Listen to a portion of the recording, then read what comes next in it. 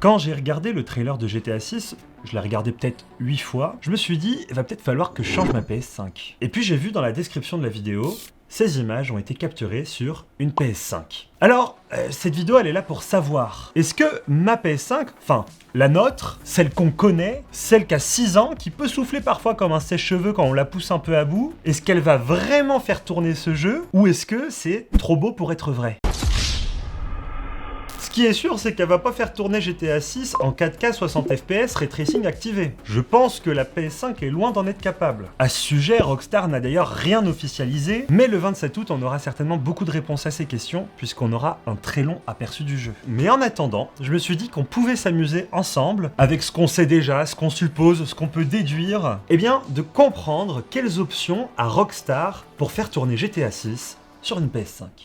Alors oui, le trailer précise bien que ces images sont capturées sur une PS5 et en vrai, c'est plutôt rassurant pour une console vieille de 6 ans. Attention, ça veut pas dire que le trailer c'est du gameplay manette en main, que cette qualité qu'on voit sera constante tout au long du jeu et que le jeu tournera vraiment à la résolution telle qu'on peut la voir dans le trailer YouTube. Et ni qu'il tourne à 60 images par seconde. On remarque bien quand même les bandes noires sur pas mal de plans dans le trailer qui sont souvent signes que en réalité c'est une cinématique qu'on est en train de regarder du jeu et donc qu'il n'y a pas d'interaction du joueur à ce moment-là. Donc attention, ne nous trompons pas, hein, c'est bien le moteur du jeu qu'on voyait tourner en temps réel, mais à ce moment-là, Rockstar contrôle la caméra, le cadrage, le nombre de personnages à l'image, la complexité de la scène, etc., etc. En gros, le moteur du jeu est bien réel, mais la situation, elle est idéale pour le trailer. Les images qu'on voit, elles tournent clairement en 30 images par seconde. D'ailleurs, c'est pas compliqué de le deviner, la vidéo YouTube est elle-même encodée en 30 images secondes. Alors certains vont dire que oui, ça correspond bien au côté cinématographique du jeu, mais en réalité, c'est loin d'être l'idéal pour les joueurs en 2026.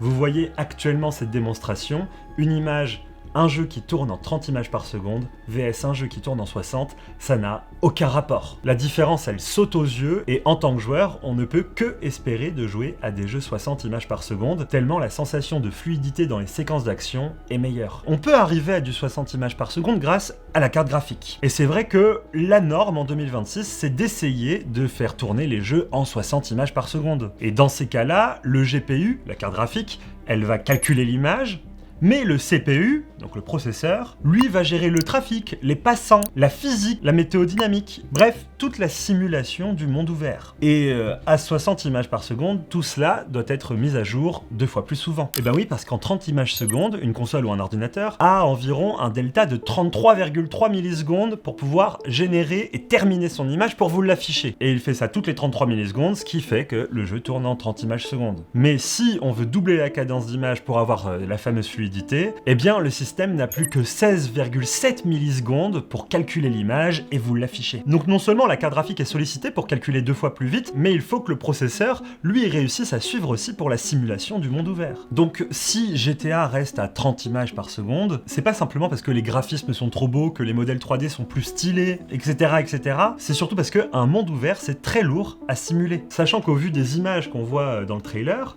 clairement, Rockstar a misé sur du ray tracing pour illuminer le jeu. C'est une technique d'illumination qui est plutôt gourmande pour avoir des résultats assez réalistes et cohérents dans le monde ouvert. Et on pourrait se dire peut-être que Rockstar va proposer une option sans le ray tracing afin de pouvoir gagner en fluidité et pouvoir monter à 60 images secondes. Sauf que le ray tracing c'est calculé en grande partie par la carte graphique. Et donc même en réduisant ces effets de ray tracing, eh bien les limites du processeur vont sûrement nous empêcher de monter aux 60 images secondes. En plus de ça, imaginons qu'il propose une option désactivable pour le ray tracing, c'est pas si simple. Si on veut un jeu de lumière aussi intéressant qu'on a pu le voir dans le trailer, il va falloir vraiment beaucoup de travail de la part des développeurs pour pouvoir proposer une alternative moins gourmande, sans sacrifier pour autant toute la qualité visuelle du jeu. Et ça, je pense pas que c'est la philosophie de Rockstar. Et je vous vois venir, peut-être que vous allez me dire, attends, moi j'ai une PS5 Pro, beaucoup plus puissante que la PS5 basique, je suis sauvé. J'aurai GTA 6 dans les meilleures conditions comme on le voit dans le trailer. Eh ben, pas forcément, c'est toujours le même problème. La PS5 Pro, elle gagne beaucoup en puissance graphique. C'est vrai qu'il y a un meilleur ray tracing grâce à leur technologie PSSR. Le PSSR, c'est similaire au DLSS d'NVIDIA, et si ça vous parle pas,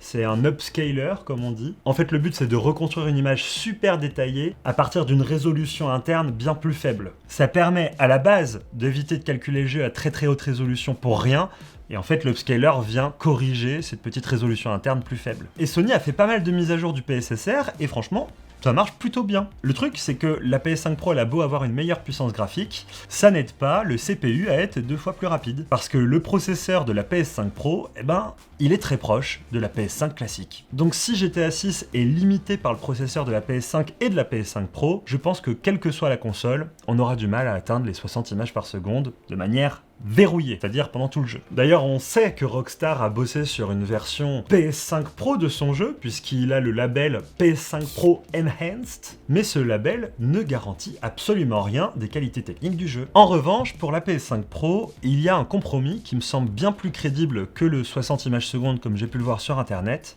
le 40 images secondes. Je vous remets le tableau, à 30 images secondes, la console n'a que 33,3 millisecondes pour calculer l'image et vous l'afficher. À 60, on tombait à 16,7 millisecondes, mais c'est entre deux, le 40 images secondes, eh bien lui demande 25 millisecondes de calcul, ce qui est bien plus raisonnable. À 40 images secondes, on gagne quand même vachement en fluidité. Je pense aux jeux Spider-Man, God of War, Ratchet & Clank, qui eux proposent déjà ce mode 40 images secondes et qui est vraiment une bonne alternative. C'est peut-être l'annonce raisonnable que pourrait faire Rockstar, de dire, nous, GTA 6, il peut tourner à 40 images secondes sur la PS5 Pro. Et si on est très chanceux et qu'ils ont bien optimisé le jeu, peut-être sur la PS5. Le problème du 40 images secondes, c'est qu'il demande une télé ou un vidéoprojecteur qui soit capable d'envoyer 120 images par seconde. 120, c'est un multiple de 40, et donc le 40 images par seconde s'insère à une cadence parfaite d'une image sur 3, mais je me dis quand même que, même si on voit des images très impressionnantes de GTA 6, Rockstar ne va peut-être pas faire un GTA 6 qui sera aussi beau partout. Parce que GTA 6 est aussi annoncé sur la Xbox Series S. C'est une console qui est nettement moins puissante que la PS5 ou la Xbox Series X. Donc en faisant cette annonce, Rockstar a déjà travaillé à adapter la résolution, les effets, etc. à une machine moins puissante. Et ça prouve donc que le moteur de GTA 6, il est scalable. Il peut s'adapter d'une configuration à une autre. Et moi, ça me fait forcément poser une question.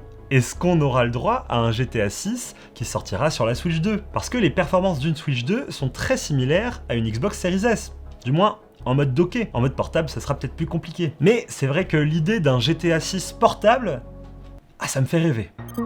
Autre sujet, la 4K. Parce qu'un jeu qui est affiché en 4K n'est pas forcément calculé en 4K, c'est-à-dire en 3840 pixels par 2160. Avec les trailers de GTA 6, on estime la résolution interne du jeu à 1440p. Et ensuite, on peut imaginer qu'ils vont utiliser un système de résolution dynamique. Selon l'endroit où vous vous trouvez, plus c'est chargé, moins la résolution est élevée. Mais ce qui est sûr, c'est que sur la PS5 Pro, le PSSR, lui, va pouvoir faire un vrai travail de reconstruction de l'image. Je pense que c'est sûrement là que la différence entre la PS5 et la PS5 Pro va se faire sentir. L'image reconstruite que nous procurera le PSSR de la PS5 Pro va sembler vraiment plus définie que ce qu'on peut avoir sur la PS5. Et le truc fou, c'est que la console, elle, n'aura jamais vraiment calculé une image 4K en natif. Ce n'est que de l'upscaling. Bon, clairement, moi je me dis que je vais conserver ma PS5 classique et je vais jouer à GTA 6 dessus. Le jeu, il est clairement conçu pour tourner sur cette console, même si certainement il tournera à 30 images secondes, même pas en 4K. Mais je pense quand même que même sans tout ça, vous profiterez tout de même de l'expérience de GTA 6. Par contre, si vous voulez vraiment la meilleure expérience ou que vous voulez passer peut-être le cap à une PS5 Pro, je pense vraiment qu'il y aura un gap sur ce jeu, notamment au niveau de la définition de l'image finale, mais sûrement aussi de la fluidité. Il y a moyen qu'il y ait un mode 40 images secondes sur la PS5 Pro, et c'est beaucoup moins sûr sur la PS5. Dans tous les cas, si vous voulez la meilleure configuration pour jouer à GTA 6, faudra attendre la version PC. Le truc, c'est qu'elle n'a pas été annoncée. Et j'en connais certains qui m'ont déjà dit non, moi j'attendrai de le faire sur la PS6. La PS5, elle a déjà 6 ans, c'est bon, la PS6, elle va sortir. Je pense qu'on se met bien le doigt dans l'œil avec la crise des composants actuelle. Je suis pas sûr que Sony ait envie de se lancer dans une nouvelle console, la PS6, à plus de 1000 €, qui se vendra certainement difficilement. Bref, c'est vrai que ce GTA 6, il est très impressionnant techniquement, mais a priori, vous n'aurez pas besoin de changer votre console pour y jouer. Il faut juste être conscient que, au vu de la taille du jeu, on n'aura pas la meilleure qualité d'image, la meilleure fluidité que la console pourrait offrir sur d'autres jeux. Et étant donné que le jeu va massivement s'acheter sur la PS5 et pas sur la future PS6 ou pas sur PC pour le moment vu qu'il n'est pas annoncé, Rockstar a tout intérêt de parfaitement l'optimiser pour la console et qu'il n'y ait pas de bad buzz à la sortie du jeu avec les gros titres de presse scandaleux qui font bien mal à la réputation du jeu. Non, je pense que vraiment, même si nos PS5 vont certainement souffrir pour faire tourner ce jeu, eh bien je pense qu'on l'aura dans des conditions qui seront stables, mais c'est vrai, certainement tout juste décente pour un aussi gros jeu en 2026. Ce qui est sûr, c'est que Rockstar va faire une présentation longue de GTA 6 le 27 août, donc finalement c'est dans quelques jours. De ce que j'ai compris, ça pourrait être sous forme de 3 vidéos, comme une mini-série d'épisodes sur Netflix dans un premier temps, puis sur YouTube quelques heures plus tard. Je sais pas ce que Netflix vient faire ici, mais bon, c'est un bon coup marketing pour eux. Mais ça nous donnera certainement l'occasion de voir le jeu plus précisément, de vérifier les petites prédictions qu'on s'est fait ici dans cette vidéo, et puis peut-être, espérons, Rockstar donnera des spécifications techniques pour le jeu. J'ai quand même un doute qu'ils fassent ça, mais c'est vrai que ça serait super intéressant. Bref, si cette vidéo vous a aidé à comprendre un peu les enjeux de ce que ça représente de créer un jeu comme GTA 6 sur une console, n'hésitez pas à lâcher un petit like, à me dire dans les commentaires, vous, si vous êtes absolument accroché aux 60 images par seconde, je sais que c'est très confortable pour beaucoup de joueurs, ou si finalement vous accepterez de le faire en 30 images secondes. N'hésitez pas également à vous abonner à notre chaîne YouTube et à nous suivre sur tous nos réseaux sociaux. Allez, sur ce, vive GTA, vive Rockstar et vive la PS5. Ciao!